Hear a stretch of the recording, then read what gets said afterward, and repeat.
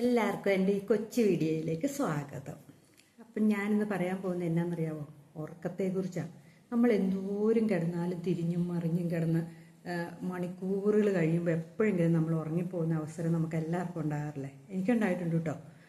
അപ്പം ഞാൻ ചെയ്ത ടെക്നിക്കാണ് നിങ്ങളോട് പറയാൻ പോകുന്നത്. അത് എത്ര സമയം കിടന്നിട്ടുണ്ടെങ്കിലും ഉറങ്ങില്ല. ഇങ്ങനെ ഉറങ്ങാണ്ട് കിടന്നിട്ട് ചിലപ്പോൾ നേരം വെളുക്കുന്നവരെ കിടന്നിട്ടുണ്ട്. പകലിരിക്കുമ്പോൾ ചുമ്മാ ഇരിക്കുമ്പോഴാണെങ്കിലും ഉറങ്ങിപ്പോവുകയും ചെയ്യും. ചിലർക്ക് ഉറക്കം കൂടുതലാണ്. ചിലർ കിടന്നങ്ങ് ഉറങ്ങിയിട്ടുണ്ടെങ്കിലുണ്ടല്ലോ ചിലപ്പോൾ ഒരു 11 മണി 12 മണി വരെ കിടന്നുറങ്ങുന്നവരെ നമ്മൾ കണ്ടിട്ടുണ്ട് ഇല്ലേ? ചിലരുണ്ട് നല്ല രീതിയിൽ അത്യാവശ്യം കൃത്യസമയത്ത് എണീക്കുകയും കൃത്യസമയത്ത് ഉറങ്ങുകയും ചെയ്യുന്നവരെ നമ്മൾ കാണാം അല്ലേ? പക്ഷെ ഉറക്കമില്ലാത്തവരുടെ അവസ്ഥ ഒരു ഭയങ്കര മാനസികാവസ്ഥയാണ്. വട്ട് പിടിക്കില്ല എന്നേ ഉള്ളൂ. ഊളംപാറയ്ക്ക് കൊണ്ടുപോകേണ്ട അവസ്ഥ വരെ ഉണ്ടാകാറുണ്ട് ഉറക്കമില്ലാണ്ട് വന്ന് അല്ലേ? അപ്പം ഈ ഉറക്കം ഉണ്ടാകാൻ വേണ്ടിയിട്ട് ആദ്യം ചെയ്യേണ്ടത് നമ്മൾ എന്താണെന്നറിയാമോ? കൃത്യസമയത്ത് കിടക്കാനും കൃത്യസമയത്ത് എഴുന്നേൽക്കാനും പഠിക്കുക. ഒരു അത്യാവശ്യ കാര്യം. അതായത് രാത്രിയിൽ ഒരു 9 മണിക്ക് കിടന്നിട്ടുണ്ടെങ്കിൽ അതനുസരിച്ച് ഒരു 6 മണിക്കൂർ, നമുക്ക് ഒരു 6-7 മണിക്കൂറൊക്കെ കിടന്നുറങ്ങാം പ്രായമായവർക്ക്. വാർദ്ധക്യമായവർക്കല്ല കേട്ടോ, ഇടത്തരം എൻ്റെയൊക്കെ പ്രായമുള്ളവർക്കൊക്കെ ഒരു 6-7 മണിക്കൂറൊക്കെ കിടന്ന് ഉറങ്ങിയാൽ നമുക്ക് ക്ഷീണമൊന്നും ഇല്ലാണ്ട് എണീറ്റ് വരാൻ പറ്റും. ആ സമയത്ത് പഠിക്കുന്ന കുട്ടികൾ കൗമാരക്കാർക്കൊക്കെ ആണെങ്കിൽ ഒരു 6 മണിക്കൂർ ഉറങ്ങിയാൽ പിന്നെ ബാക്കി സമയം അവർക്ക് പഠിക്കാനൊക്കെ വേണമല്ലോ. അപ്പം അങ്ങനെ അവർക്ക് ഉറങ്ങാൻ പറ്റും. കുഞ്ഞു പിള്ളേർ നന്നായിട്ട് ഉറങ്ങണം കേട്ടോ, ഒത്തിരി സമയം ഉറങ്ങണം. അവരുടെ വളർച്ചേനെ ബാധിക്കുന്ന സംഭവങ്ങളാണിത്. അതേപോലെ ഉറങ്ങുമ്പം ഉറങ്ങാൻ കിടക്കുന്ന സ്ഥലം നല്ല നീറ്റായിട്ട് ക്ലീനായിട്ട് വെക്കാൻ ശ്രദ്ധിക്കണം. അതായത് ബെഡ്ഷീറ്റൊക്കെ കുടഞ്ഞ് വിരിച്ച് ഒരു കുഞ്ഞു ഉറുമ്പുണ്ടെങ്കിൽ മതി നമ്മുടെ ഉറക്കം കെടുത്തി കളയാൻ. അപ്പം അവിടെ എല്ലാം നല്ല ക്ലീനായിട്ട് ബെഡ്ഷീറ്റൊക്കെ വിരിച്ച് അന്നന്ന് എന്നും നന്നായിട്ട് വിരിച്ചിട്ടിട്ടൊക്കെ കിടക്കാം. അതേപോലെ കിടക്കുന്നതിന് മുമ്പ് നമ്മുടെ ഭക്ഷണം ഒരു 7 മണിയാകുമ്പോൾ 7:30 ആകുമ്പോഴത്തേനും നമ്മൾ ഭക്ഷണം കഴിക്കാൻ ശ്രമിക്കണം. അത് പണ്ട് കാലത്ത് കാരണവന്മാർ കഞ്ഞി കുടിക്കണം കണ്ടിട്ടില്ലേ? ലൈറ്റായിട്ടുള്ള ഭക്ഷണങ്ങളെ കഴിക്കാവുള്ളൂ. അല്ലാണ്ട് ഈ ബിരിയാണി, ഫ്രൈഡ് റൈസ് അങ്ങനെയൊക്കെയുള്ള ഹെവി ആയിട്ടുള്ള ഫുഡൊന്നും വയറ് നിറച്ച് കഴിച്ചിട്ടുണ്ടെങ്കിൽ നമുക്ക് ഉറക്കം വരില്ല.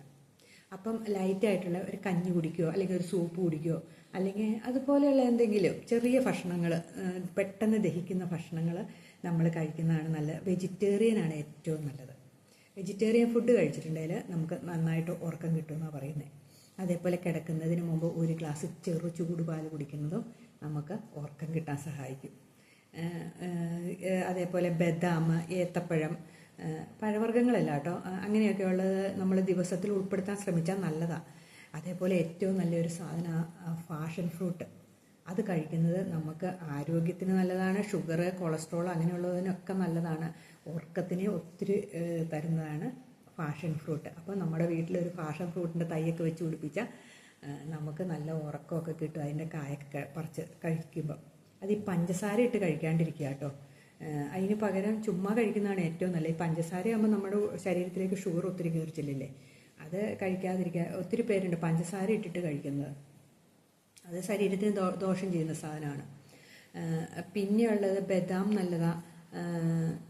പിന്നെ മുട്ട ഒത്തിരി നല്ലതെന്ന് പറഞ്ഞാൽ ഉറക്കം കിട്ടാൻ വേണ്ടിയിട്ട് മുട്ട കഴിക്കുന്നത്, ദിവസം ഓരോ മുട്ടയൊക്കെ കഴിക്കുന്നത് നല്ലതെന്ന് പറയുന്നത് എന്നത്. അതേപോലെ നമ്മൾ കഴിഞ്ഞിട്ട് അത്താഴം കഴിഞ്ഞാൽ അരക്കാതെ നടക്കണം എന്ന് പറയല്ലേ, ഒരു കുറച്ച് നേരം ഒന്നെങ്കിൽ നമ്മുടെ വീടിനകത്തോടെ അല്ലെങ്കിൽ ഒരു 7 മണിക്ക് ഇപ്പോൾ ഭക്ഷണം കഴിച്ചിട്ടുണ്ടെങ്കിൽ ഒരു 7:30 ആകുമ്പോൾ തൊട്ട് ഒരു അരമണിക്കൂർ നമ്മുടെ വീടിനകത്തോടെയോ അല്ലെങ്കിൽ പുറത്തോടെയോ ഒക്കെ ഒന്ന് നടക്കുന്നത് നമ്മുടെ ഉറക്കത്തിന് നല്ലതാണ്. പിന്നെയുണ്ട് എക്സസൈസ് ചെയ്യുന്നത് നല്ലതാണ്. നമ്മുടെ ശരീരത്തിന് ഒരു എക്സസൈസൊക്കെ കിട്ടുമ്പോൾ വൈകുന്നേരം രാത്രി കിടക്കുമ്പോൾ ഒരു ചെറിയ ക്ഷീണത്തോടു കൂടി നമ്മൾ സുഖമായിട്ട് കിടന്നങ്ങ് ഉറങ്ങിപ്പോക്കോളും. അപ്പം അല്ലെങ്കിൽ നല്ല വർക്കൊക്കെ ചെയ്യണവർക്ക് അവർക്ക് എക്സസൈസ് ചെയ്തില്ലെങ്കിലും കുഴപ്പമില്ല. അല്ല കായികമായ അധ്വാനങ്ങൾ ചെയ്യുന്നവർക്ക് എക്സസൈസിൻ്റെ ആവശ്യമൊന്നുമില്ല. അപ്പം അത് അങ്ങനെ ശരീരം അനങ്ങി എന്തെങ്കിലുമൊക്കെ ചെയ്യുന്നവർക്ക് ഉറക്കത്തിന് നല്ല സാധ്യതയുണ്ട്. പിന്നെ എന്നാ പറയണത്, വൈകുന്നേരം ഒരു ചെറിയ ചൂടുവെള്ളത്തിലൊക്കെ മേലൊക്കെ കഴുകിയിട്ട് കിടന്നിട്ടുണ്ടെങ്കിൽ പെട്ടെന്ന് ഉറങ്ങും. ചെറു ചൂടുവെള്ളമായിരിക്കണം കേട്ടോ, ഒത്തിരി ചൂടൊന്നും ആയിരിക്കരുത്. തണുത്തതിനേക്കാളും ചെറു ചൂടുവെള്ളത്തിൽ മേലൊക്കെ കഴുകിയിട്ട് കിടക്കുകയാണെങ്കിൽ നമ്മുടെ ഉറക്കത്തിന് നല്ലതെന്ന് പറയും. പിന്നെ ഉറങ്ങാൻ കിടക്കുന്നതിന് മുമ്പ് തന്നെ നമ്മുടെ ഉറക്കം കിടത്തുന്ന ഒരു സാധനമാണ്, നമ്മൾ ഒന്നങ്ങ് ഉറങ്ങി തുടങ്ങി കഴിയുമ്പോഴായിരിക്കും നമുക്ക് ബാത്റൂമിൽ പോകുന്നത് തോന്നുന്നത്, മൂത്രം ഒഴിക്കാനൊക്കെ തോന്നുന്നത്. അപ്പം നമ്മുടെ ഉറക്കം അങ്ങ് പോകും. അവിടെ എനിക്ക് പോയിട്ട് വന്നു കഴിയുമ്പോൾ പിന്നെ ചിലർ ഉറങ്ങാത്ത മനുഷ്യരുണ്ട്. അപ്പം ഇതിനു മുമ്പ്, അതായത് നമ്മൾ കിടക്കുന്നതിന് ഒരു മണിക്കൂർ മുമ്പെങ്കിലും നമ്മൾ വെള്ളമൊക്കെ കുടിക്കുന്നത് ഒന്ന് കുറച്ച് കൊണ്ടുവരിക. ഈ രാത്രിയിലൊക്കെ ചിലർ വെള്ളം കുടിക്കണവരുണ്ട്. ആ ശീലമൊക്കെ ഒന്ന് മാറ്റിയാൽ ഒറ്റ ഉറക്കത്തിലങ്ങ് ഉറങ്ങിപ്പോക്കോളും. അതേപോലെ റൂമിനകത്ത് ലൈറ്റൊക്കെ ഇട്ട് കിടക്കണവർക്ക് ചിലപ്പോൾ അസ്വസ്ഥതയായിരിക്കും. ചിലർക്ക് ചെറിയ പാട്ടൊക്കെ വെച്ച് കേട്ട് കിടക്കുന്ന ഉറക്കം വരാൻ സാധ്യത, ആ പാട്ടി ശ്രദ്ധിച്ചിരിക്കുന്നതുകൊണ്ടും ഉറക്കം വരാൻ സാധ്യതയുണ്ട്. ഇതുകൊണ്ടൊന്നും ഉറക്കം വന്നില്ലെങ്കിൽ നമ്മൾ കട്ടിലേക്ക് കിടക്കുക. കിടന്ന ശേഷം നമ്മുടെ 2 കാൽ ശവാസനം എന്ന് കേട്ടിട്ടുണ്ടോ? അതായത് യോഗയിലുള്ളൊരു ആസനമാണ്. നമ്മൾ കൈകാൽ നിവർത്തി മലത്തി വെക്കുക, കണ്ണുകൾ അടയ്ക്കുക, എന്നിട്ട് നിവർന്ന് കട്ടിലേക്ക് കിടക്കുക. കിടന്നു കഴിയുമ്പോൾ നമ്മുടെ ബ്രീത്തിങ്ങിനെ ഒരു മൂക്ക് അടച്ചു വെച്ചിട്ട് ഇങ്ങനെ വലിക്കുക. അത് പുറത്തേക്ക് വിടുന്നതായിട്ട് നമ്മളിങ്ങനെ കാണുക. പുറത്തേക്ക് വിടുന്നതായിട്ട്, അതായത് നമ്മളിങ്ങനെ ശ്വാസം എടുക്കുന്നു, ശ്വാസം പുറത്തേക്ക് വിടും, ശ്വാസം എടുക്കുന്നു, ശ്വാസം പുറത്തേക്ക് വിടുന്നു. അതിങ്ങനെ നമ്മൾ കണ്ടെടുത്ത് ശ്വാസം വലിക്കുക. പിന്നെ നമ്മുടെ വയറിങ്ങനെ പൊങ്ങിയും താഴുന്നതായിട്ട് നമ്മൾ കാണുക. അതായത് ഇങ്ങനെ ശ്വാസം എടുക്കുമ്പോൾ വയറ് വീർത്തു എന്നും അതിങ്ങനെ കാണുക. കാലുകളൊക്കെ റിലാക്സ് ആയിട്ട് അയഞ്ഞ് ഒരു ബലവും പ്രയോഗിക്കാതെ മസിലൊന്നും പിടിക്കാതെ അയച്ചിടുക. എന്നിട്ട് നമ്മളിങ്ങനെ കണ്ണടച്ചിങ്ങനെ കിടക്കുക. അതൊരു 2-3 മിനിറ്റുകൾ ചെയ്യുക.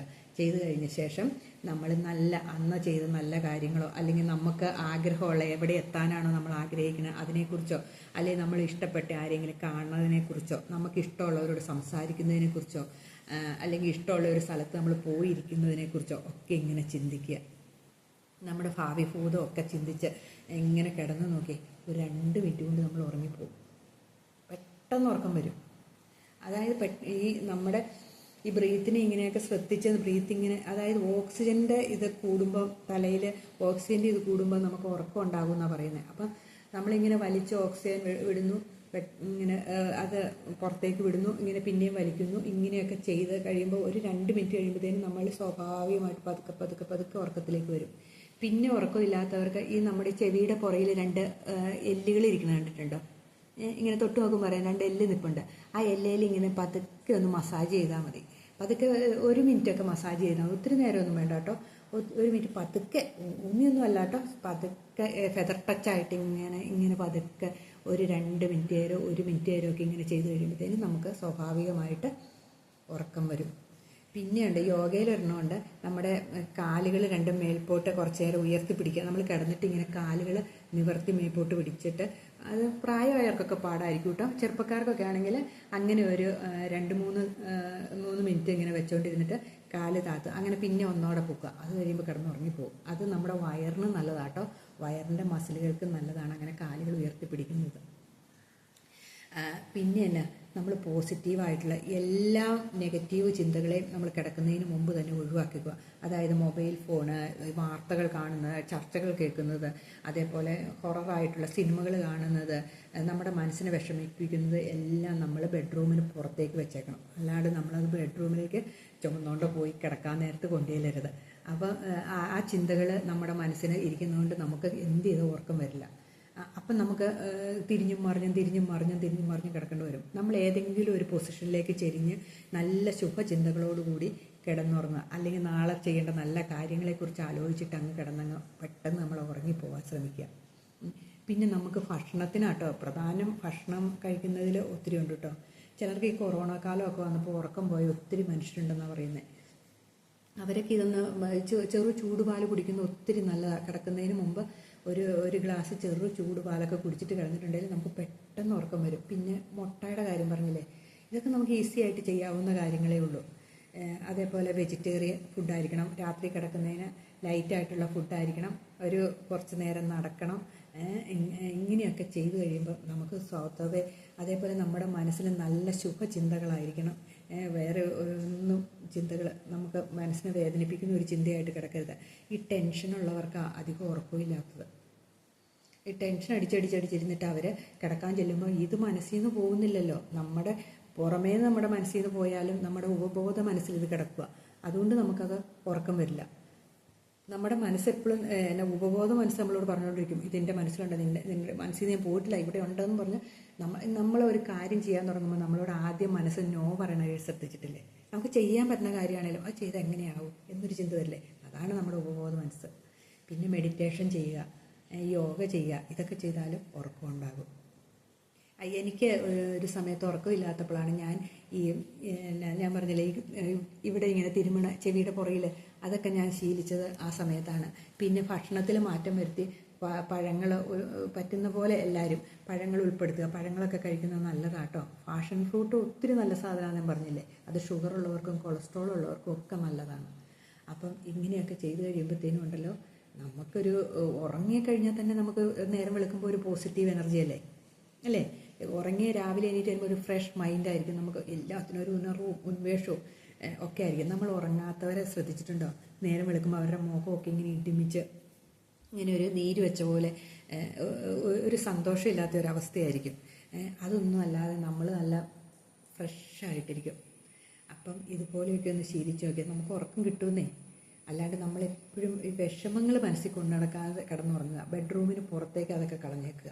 അതേപോലെ ഈ സാമ്പ്രാണിത്തിരി കൊതുകുതിരി ഒന്നും ബെഡ്റൂമിൽ വെക്കരുത് കേട്ടോ. അത് നമ്മുടെ ശരീരത്തിന് ദോഷമായിട്ട് ബാധിക്കുക. അതിനകത്ത് നിന്ന് കാർബൺ മോണോക്സൈഡ് എന്ന് പറയുന്ന സാധനം ഉണ്ടാകും എന്ന് പറഞ്ഞ പുകയിൽ നിന്ന്. ഈ കൊതുകുതിരിയൊക്കെ കൊതുക് കൊണ്ടെന്നും പറഞ്ഞു നമ്മൾ റൂമൊക്കെ അടച്ചിട്ടേക്കുക. കൊതുക് നെറ്റൊക്കെ പിടിപ്പിക്കുക വീടിന്. അല്ലാതെ ഇങ്ങനെയുള്ള സാധനങ്ങളൊന്നും നമ്മൾ ഒത്തിരി ശ്വസിക്കരുത്. അടച്ചിട്ട മുറിയിലൊക്കെ, അതായത് നമ്മൾ കൊതുക് കൊണ്ടെന്ന് ഓർത്തേണ്ട റൂമുകളൊന്നും തുറക്കില്ല.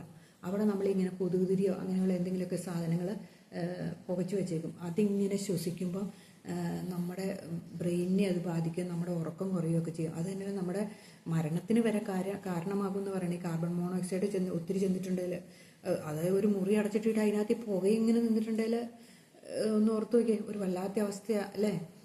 അപ്പം അങ്ങനെയുള്ളതൊന്നും ചെയ്യാതിരിക്കുക. പുകയുള്ള സാധനങ്ങളൊന്നും വെക്കാതിരിക്കുക.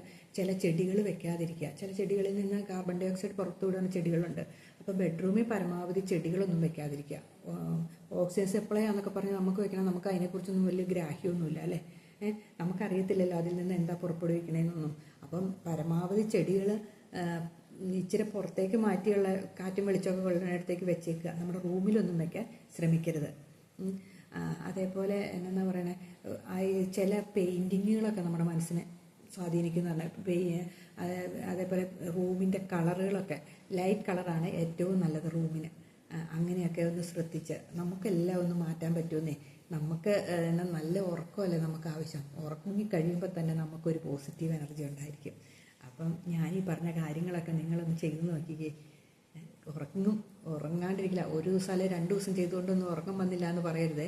അത് കുറച്ച് ദിവസം അടുപ്പിച്ച് ചെയ്യുമ്പോൾ നമ്മളിലേക്ക് ഒത്തിരി മാറ്റങ്ങൾ വരും. നമ്മൾ പിന്നെ ശുഭചിന്തയോടെ കിടന്നുറങ്ങുക. അപ്പം ഞാൻ എല്ലാവർക്കും നല്ലൊരു ശുഭ ദിവസം ആശംസിക്കുന്നു.